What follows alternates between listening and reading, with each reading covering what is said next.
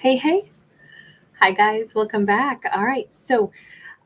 Cancerian, we are going to go ahead and pull a card at the end for the full moon message in honor of Thoth, the Egyptian god associated with the moon. But we'll get to that at the end. For right now, let's go ahead and take a look at just whatever's going on in the realm of love.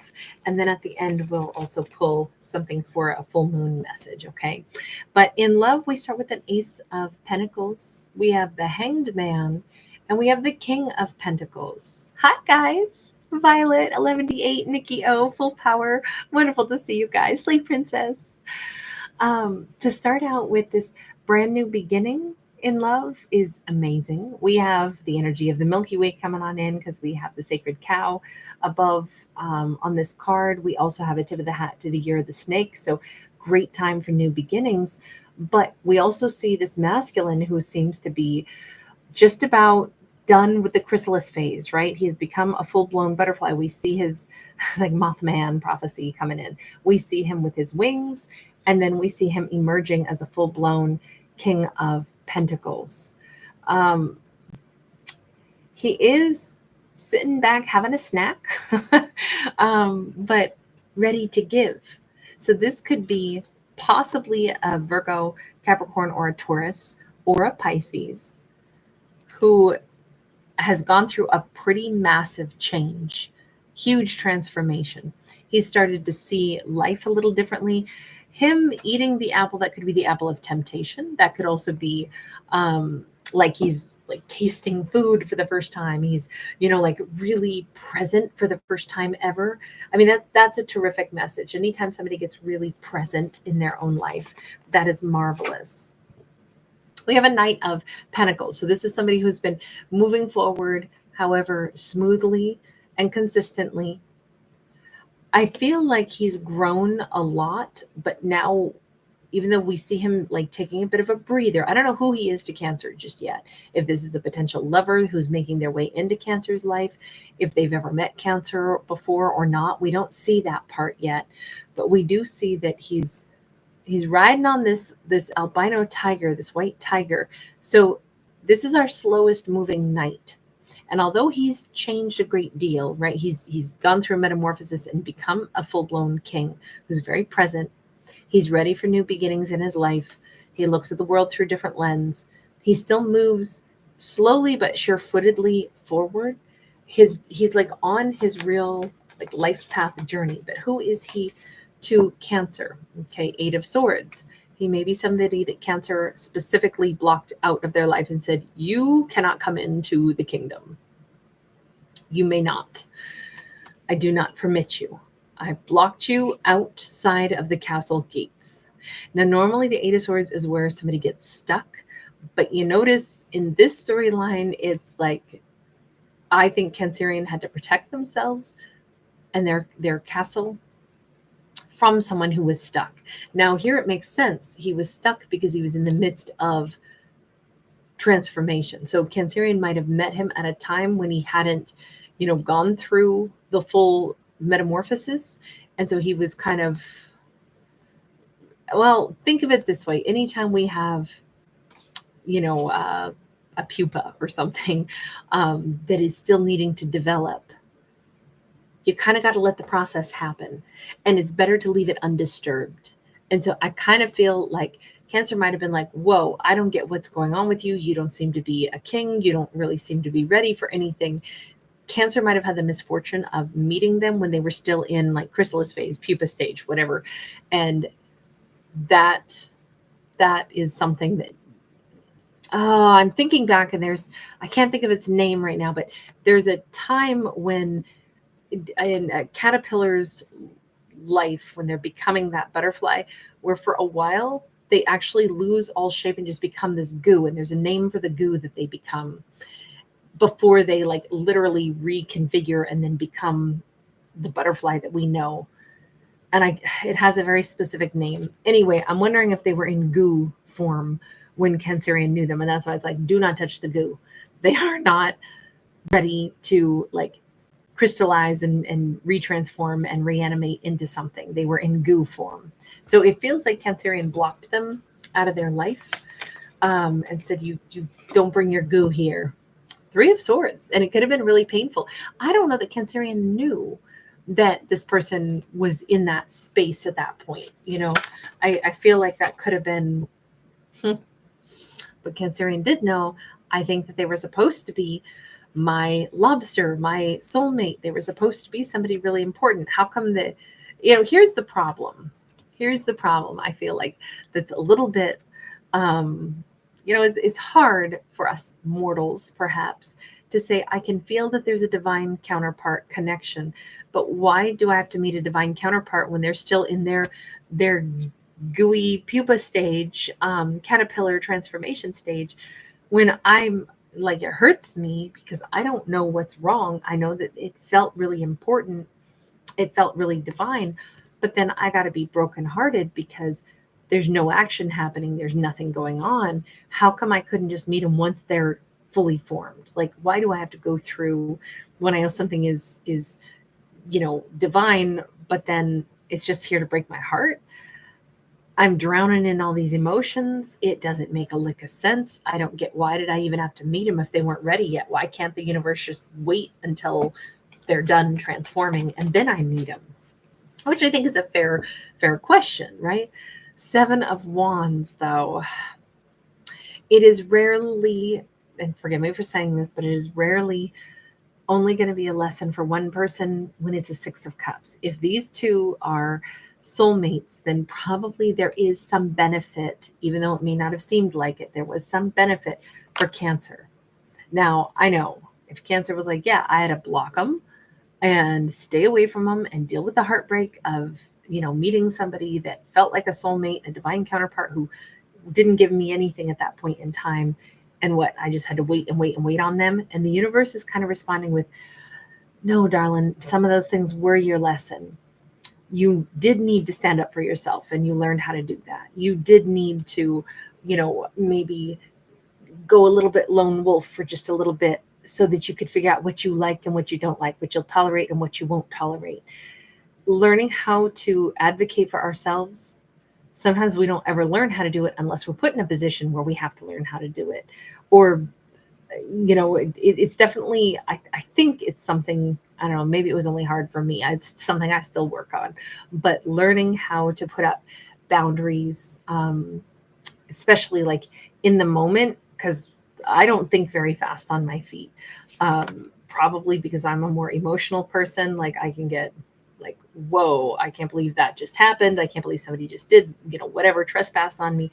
My first reaction is just pure emotion, not necessarily finding the right vocabulary. And so learning how to like handle scenarios and, enforce boundaries and stand up for ourselves in, gracious ways. That's something that I'm still working on. And, I'm going to be 45 this year. So really, shouldn't I already know this stuff? But I'm just picturing that maybe that's what the universe is saying. Like, for Cancerian to get comfortable putting up boundaries, because the Seven of Wands is how we work through obstacles, or sometimes it can be about erecting the right kind of boundaries and putting up the right kind of like pushback. And this definitely is like going lone wolf a little bit, which is good to be, certain and sure-footed for ourselves. That's what I would say about that. Okay. Sandy, Belle, Pauline, so great to see you. Hi, Miriam, Barbara, Carrie. So great to see you all tonight. We have an Emperor.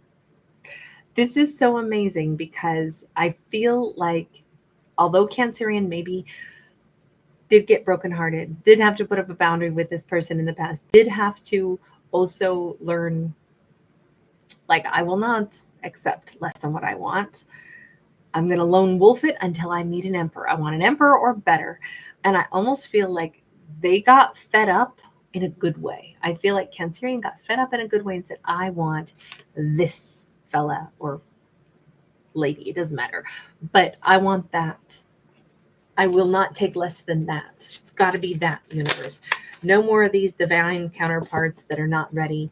Four of Wands sideways. I want them to know what they want, and I want to be married too. I think, though, this is Cancerian advocating and saying, like, I feel like, you know, when like little kids bang their sippy cups to announce that they, you know, want to eat bananas or whatever their snackies are, and they're very impatient to get their food, and they bang their little high chairs, and you know what they're saying, like they want their bananas and yogurt or whatever. I feel like that's the equivalent of Cancer right now, telling it to the universe. I want someone who is ready to be committed, long-term relationship. That's what I want. And it's almost like the universe is going, good. That's what I wanted to hear, is that you're going to gobble this up with gusto. You needed to know what you want. It's not enough to meet somebody that's like, oh, they feel like a great match. What do you want to do with that match? Oh, you want to be married. You want a stable, you know, union that you build an empire with. Okay, now we're talking. Good. Bang on your high chair some more. I want to hear this. This is good. You're very definitive now. Eight of Wands. It's really cute. With that Eight of Wands, we've got Cancerian like having no problem speaking up for themselves. I feel like Cancer found their voice. And I feel like the universe is like, I want to stand up and applaud. I feel like this is just really wonderful for Cancerian to be so vocal, so verbal. Two of Swords, King of Cups. I don't even know. I like Cancerian might say, I have a very high bar now. I shall block anything that does not make my heart sing. I want Cancerian is in divine masculine energy, even if they're a feminine at this point. I want to ride the waves of happy emotion. I want somebody who makes me laugh, makes me smile. I don't want heartbreak. I don't want to get with any lover that is not sure about what they're doing yet. I don't want to deal with anybody that isn't sure. So I probably won't. If I see somebody that's nice, but I can tell they're not ready, they're not moving toward me, I will probably say, it was great to meet you, and I'll surf on and I'll go meet somebody else. I kind of think Cancerian needed to get that vibe of like, I'm not dealing with people that aren't ready. They don't give my love. They don't give my attention. I don't think they're bad people, but I want my emperor, again, banging on their high chair, you know, with their sippy cup. I want the emperor. And that is what is coming in, I believe. Let me just go back and check, because we saw that person from the past who has morphed into a king, who is still moving slowly. Is it them, or is Cancerian destined for somebody entirely different? Three of Pentacles. I don't know that I think it's them. I think they are an option. Three of Pentacles, we clearly have three people here. Cancerian will certainly hear from this person, the one who's now become the king. And Cancerian might choose to say, nice to hear from you, but I'm not interested. Because I've been reading up on emperors. I've been reading up, and I've been dreaming bigger. I want somebody that I really want to give my love to, who really is ready to give their love to me. I want to bond with somebody that's going to be a very harmonious matchup. It feels like Cancerian needed to be in a position where they are choosier. They needed to be choosier. And maybe this is what they've learned. Look, I think that this King of Pentacles is not actually one Cancerian's going to end up choosing. I think it's great that they've gone through transformation. They could be a soulmate, but I just don't see it as the person that Cancerian wants to take back. I think they've set their sights higher. I think that they want someone maybe that they didn't have to already endure a broken heart with. I think that they're looking for, Six of Pentacles, somebody that is already ready, that they don't have past history with, someone who, you know, it's right from the gate, we're sitting at, you know, the same plateau. I love the Six of Pentacles card. It's one of the reasons I bought this deck. It was just so pretty. And, you know, this energy of like, I think Cancerians are really special, and I think that they needed to realize that about themselves, and they needed to wait for the person that matches them in that same vibe. Someone who they can be on par with, and I feel like that is why they're probably going to say no thank you to the ex who does come back around, but it might be nice to talk to that ex again. And I do feel like this ex is a soulmate of sorts. I just don't think it's the one that Cancerian ends up with. They have someone else on the horizon, somebody very beautiful, very rare, someone that is I think, better suited to them. Now, that person could be an emperor, or they could be, king and queen of cups. As we saw, it's all about, I want my match. I want my match. And I just feel like Cancer's not accepting anything less than what makes their heart sing, and somebody that they feel hasn't let them down and won't be letting them down. That's the way I would look at that. All right, let's get one message just for the upcoming. Sorry, I'm getting stiff sitting here. I want to go and look at the message for the full moon, which is coming up very soon. Here we go. We have got the Queen of Wands. So I should mention that Thoth is the god from the Egyptian pantheon that is associated with the moon, but he is also associated with all wisdom, knowledge, and magic, and particularly written word. And so he gave mortals our connection to all of that.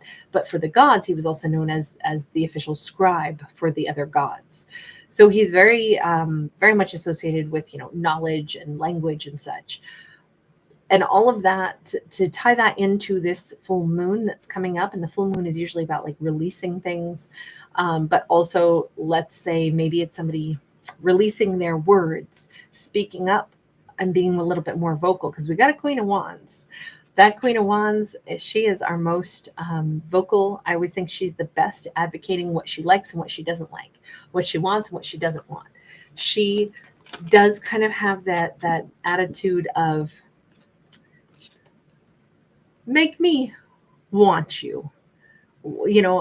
I do want you, but you have to also want me. And why should you want me? Because this is what I bring to the table. And why should I want you? Show me. She is a little bit better. I know this sounds rude when I say it that way, but I don't mean it that way. It's just she's not shy about being honest about what she wants and what her expectations are. I always think of her as being our sexiest, most well-dressed, most confident energy as well. And maybe it's a really good time to speak up. And we got the Seven of Cups, and we've got all these tarot cards that are like levitating out of this person's hand.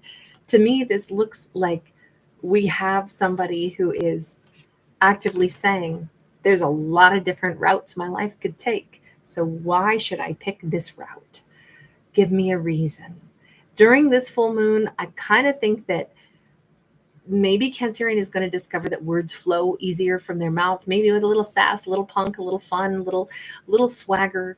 She might, it doesn't have to be that Cancerian is a she, but she or he might be in a very alluring energy, feeling a little bit more bold and feeling a little bit more apt to, have some dialogue and throw some ideas out and converse with people they wouldn't normally, but also keep their options open. I really feel like this is a Cancerian during this full moon is either being encouraged to look at how many different timelines there are for any one of us in our lifespan.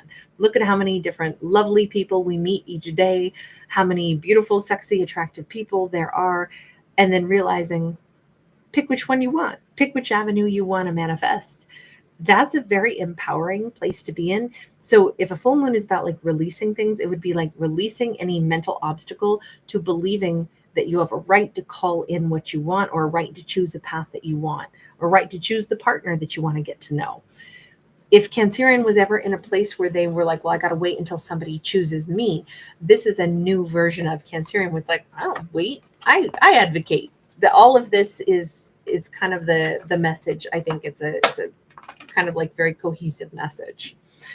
11D8, you sweetheart. You are so kind. Thank you. How's your buddy doing, hun? Jenizen. Oh, that's so wonderful. I love that. That's so cute, Jenizen. Thank you. Yes, 11D8. It was a kid violinist jamming with a mandolin playing Polar Bear. Yes. Although I don't really know. Was it really a mandolin that Polar Bear was playing? I thought it was actually a viola, but hang on, let me see if I can quickly find it. I love that deck. I got this one from Germany. It's called the Highly Intuitive deck. Hang on, I'm still looking, still scrambling through. There we go. Maybe it's supposed to be a cello. It looks really big by comparison, so she's probably got the violin, but I would say it's cello. Granted, or maybe it's supposed to be a bass, but it's upright. I don't know. It doesn't look too much like a mandolin to me, but I know, here we are. We've got to know. I love it. You have such an eye for detail and such an inquiring mind. I just love it. Hi, Decoded. Great to see you. Hi, Nick.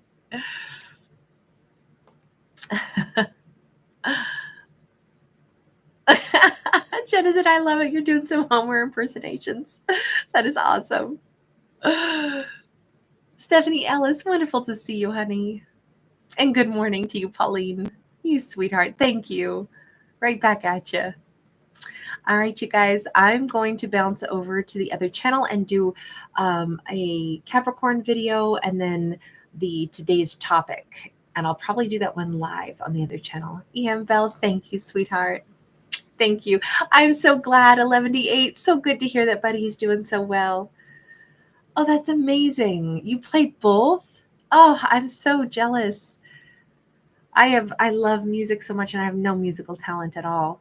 Oh, that's wonderful. Ian Bell, thank you, Angel. You're so, so sweet. All right, you guys. Jennison, I know cello is so soothing, isn't it? I love the sound of that. Lavinia, you're so talented. That's amazing. All right, you guys, I'll see you over on the other side. If you're up late and you want to join me over on Kate's Regretless Life, I'll see you guys for a Capricorn. All right, bye for now.